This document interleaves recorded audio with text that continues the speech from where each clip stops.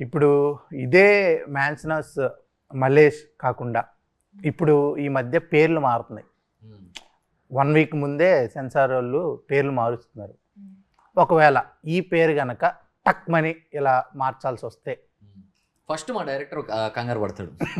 కంగారు పడతారు. ఏదైనా మళ్ళా పెట్టే అవకాశం ఉందా అనుకుంటున్నారా? లేదు, ఏమనుకోవట్లేదు. I think we got a clearance for that. మాకైతే మా సినిమా క్లియరెన్స్ వచ్చింది.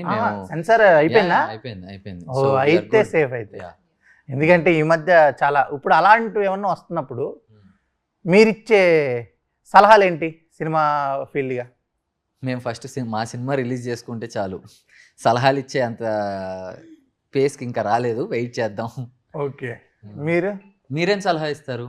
నేనా అదే ఆల్రెడీ ప్రెస్ మీట్లోనే చెప్తా కదా, ముందే సెన్సార్ దగ్గరే ఇది పెడితే పబ్లిసిటీ చేసుకున్న తర్వాత మళ్ళీ మారిస్తే బాగోదు కదా అని.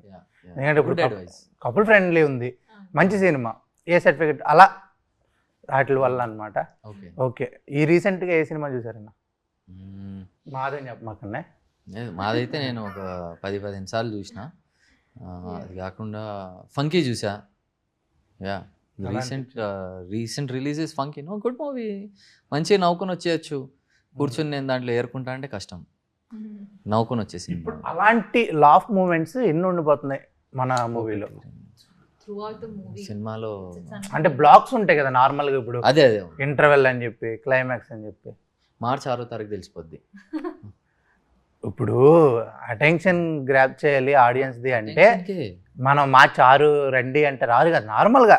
నువ్వు హిందీలో బూతులు తిట్టకు, హిందీలో అనకు, తెలుగులో మాట్లాడు. Throughout the movie you'll have those moments, like ఈ పర్టికులర్ ఈ సెగ్మెంట్లోనే అని లేదు.